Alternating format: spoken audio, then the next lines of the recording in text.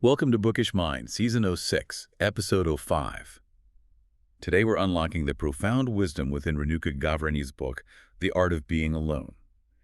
We'll discover how intentional solitude can be, well, maybe your most powerful tool for self-discovery and unparalleled growth. For this deep dive, we've pulled together a fantastic stack of sources, all pointing us towards understanding the immense power of intentional solitude. Our mission today is, first, to really distinguish solitude from loneliness, and then, crucially, show you how to harness that power for your own personal development and maybe unexpected growth. It's fascinating, isn't it? How counterintuitive this topic feels in our world today. Always connected, always on. Exactly. We're about to explore some really profound insights, I think. They reveal a landscape not really outside of us, but deep within, and we'll see just how crucial it is to, navigate your inner world effectively. So let's unpack a core distinction our sources immediately highlight. There's this powerful quote that says, some people are alone because they don't have friends or family. Some people practice being alone because they want to stay connected to themselves. Right. That cuts right to the heart of a major misunderstanding, doesn't it? Yeah. We often mix up just being alone with feeling lonely. Absolutely. They're entirely different states. And if you look at the bigger picture, our current culture often treats solitude as something to fill up. Or escape from. Yeah, escape, or even feel a bit ashamed of. I mean, how often do we instinctively grab our phones the second we're alone? All the time. But history tells a completely different story. Throughout time, great minds actively sought solitude. Not because they were lonely. No, not at all. It was because it was a necessary space for that deep internal exploration, for creation. For them, it was actually a luxury. And the sources give some incredible examples. Take Georgia O'Keeffe. Oh, yes. Even when she was at the peak of her career, famous for those radical New York paintings, she felt restless. She famously said, there's a kind of freedom in being alone. Such a powerful statement. It really is. Yeah. And that conviction led her to New Mexico in 1929. Then, just a few years later, she permanently moved to a ghost ranch. Oh, a ghost ranch, yeah. And lived there deliciously alone, as the source puts it, for decades. Creating art that, as she said, required her to create an equivalent for what I felt about what I was looking at, not copy it. So that deep connection to her inner world really forged in solitude. That was the source of her unique vision. Exactly. It underscores that idea that originality often needs you to step away from all the external noise. And it's not just artists, right? You mentioned Nikola Tesla. Yes, the inventor. He echoed this perfectly. He believed the mind is sharper and keener in seclusion and uninterrupted solitude. No big lab needed, he said. Right. No big laboratory is needed in which to think. Originality thrives in seclusion. Free from all those outside influences trying to cripple the creative mind. Be alone. That is the secret of invention. Be alone. That is when ideas are born. It's amazing. Even for science, he stressed how vital solitude was. And then there's Vincent van Gogh. He created, over 2,100 artworks? Incredible output. Many in profound solitude. And while, he often struggled with loneliness, he didn't let it just cripple him. No, he channeled it. He channeled those deep experiences into his art, finding this unique way to express himself. He put it so powerfully. Though I am often in the depths of misery, there is still calmness, pure harmony, and music inside me. Wow. His work is just this testament to finding a creative outlet for even really difficult emotions, all nurtured in his alone time. These aren't just like interesting stories, are they? No, not at all. They're foundational examples of how solitude can fuel genius, profound self-expression. You're right. These aren't isolated cases. Cal Newport, the contemporary thinker, he observes that all the great writers, artists, and inventors choose to spend time with no distractions. Deliberate. So they can connect with something deep within themselves and create a true masterpiece. It's this pattern, this fundamental pattern throughout history. Which really makes you wonder, doesn't it? If this was so critical for them, what are we missing in our modern, hyper-connected lives? And that leads us right into the modern dilemma. Our sources point out how giant companies, and let's be honest, social media platforms especially, are designed to keep our need for validation as the focal point so that they can trap us in the cycle of misery. It's a pretty stark thought, isn't it? It is. We're constantly being pulled everywhere, seeking that external pat on the back, that next hit of stimulus. So the core idea here, the sources say, is that focus is a new luxury. And this luxury, or maybe the lack of it, has huge implications for our inner world. The sources say, pretty bluntly, when we're constantly bombarded, you are no longer controlling your mind. Wow. Think about it. We're looking for quick productivity fixes, constantly swallowing other people's opinions. Which stops us developing our own unique thoughts. Exactly. It prevents us from developing uniqueness. The source poses this really direct challenge. If you are the average of the 5 people you spend the most time with, Right, that old saying. then how will you become an average of yourself if you don't spend any time with yourself? That question alone should, make you stop and think. It really should. And that's the critical takeaway, I think. Your real guidance is you. Artists like O'Keeffe knew they had to become real to themselves first through solitude. That authenticity was key. Absolutely, to create genuine art. And okay, maybe most of us can't just pack up and move to a ghost ranch. Probably not, no. But we absolutely can consciously choose to carve out small, intentional moments of solitude in our daily lives. That's the actionable part we need to grab onto. Which brings us nicely to the how-to part. How do we actually practice solitude for growth? It's not just about disconnecting, is it? No, it's about actively using that disconnected time for some deep internal work. Let's start with what the sources call digest, reflect, and reset. Okay. Think of it like overeating food. If you just constantly stuck yourself without giving your body time to process, feel awful, right? Sluggish, bloated. Yeah. Well, the sources use that analogy for our brains when we're consuming junk-worthy content for hours on end without any disturbance or external noise. So like endless scrolling or binge watching. Exactly. It's the classic junk in, junk out idea, but for your mental input. And it's not just about feeling overwhelmed, it's actually denying your brain that crucial space it needs to sort of clean house. Neural pruning, they call it. Getting rid of the unimportant stuff. Right, to strengthen the important connections, make you more efficient, more insightful. Okay, this next point from the sources really hits home about how our minds are being shaped now.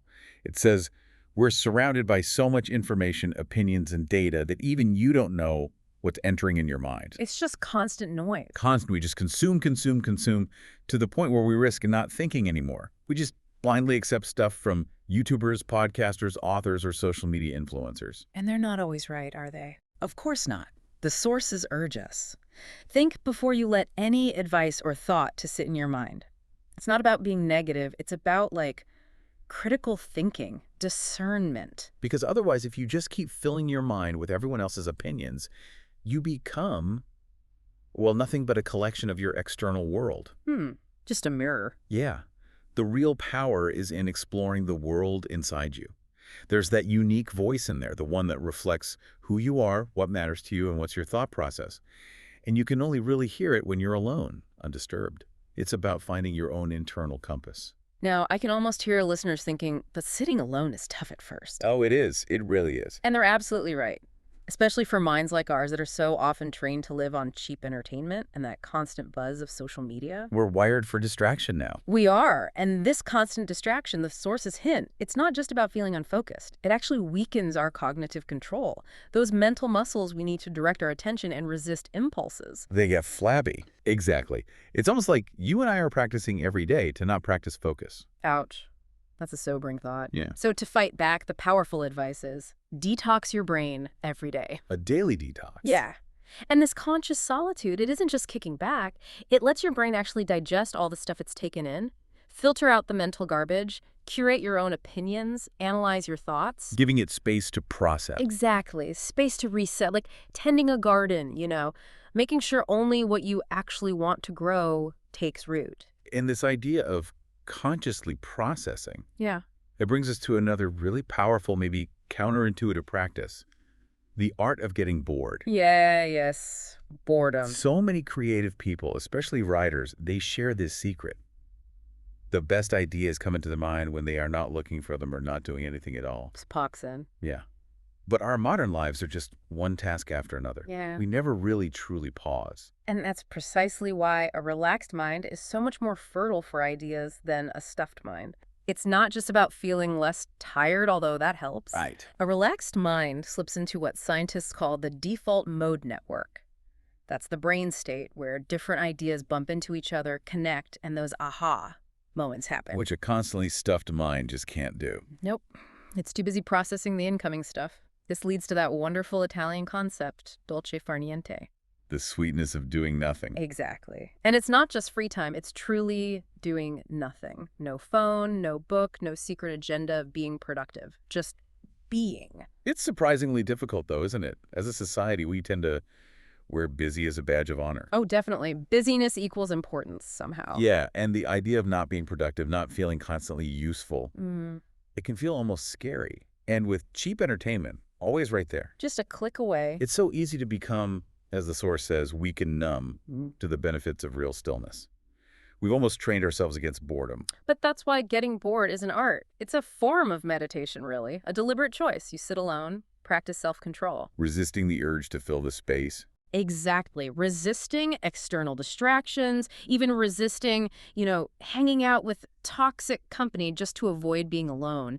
This practice, it builds patience, calmness. And cognitive resilience. Yes. And eventually it rewards you with those amazing creative ideas because you're finally letting your mind wander and connect things in new ways. It's training for deep, original thought.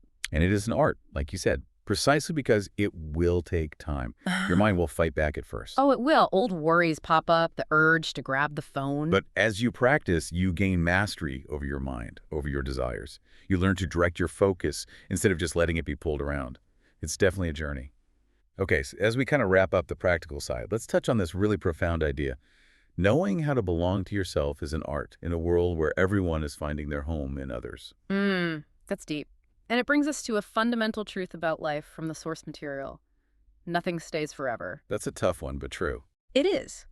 Relationships change, people move on, circumstances shift. If you haven't learned how to belong to yourself, cultivated that inner home, well, you'll inevitably feel adrift or deeply lonely when things change externally. Your job changes, a relationship ends. Exactly. That self-belonging is your anchor. That's why the sources advise us to really enjoy your own company, even while, keeping your heart open to the people you love. They share this really poignant example of a friend. The one whose life revolved around her boyfriend. Yeah. When he moved away, she just felt completely empty. Said, I don't know what to do without him. I feel so empty. It's such a powerful illustration of why you need that internal foundation. It really is. Which leads beautifully into the garden analogy from the source. It's such a great way to think about cultivating self-belonging. Tell us about the garden. It says, make your life like a garden where you have all types of people and interests and hobbies so that you always have something or someone to love and receive love. Diversify your sources of joy and connection. Precisely. Have friends you adore. Enjoy the hobbies you're passionate about. Water your plants and love your pets. Create things and build that relationship around you that keeps you excited so that love is always around you in every form. So life becomes more colorful that way. Much more colorful. It's about building this robust, diverse inner and outer world that nourishes you so you're not totally dependent on just one person or one thing. And what does this kind of self-belonging enable you to do relationally? Well, it means that when you are with others, it comes from a place of real and genuine connection based on love and care for one another. Not neediness. Exactly. You get to actually select people who genuinely enrich your life rather than, as the source puts it, living at the mercy of others to be selected just because you're afraid of being alone. It completely flips the script, puts you in the driver's seat of your connections. From a place of strength and wholeness. So, wrapping this all up, what's the big takeaway?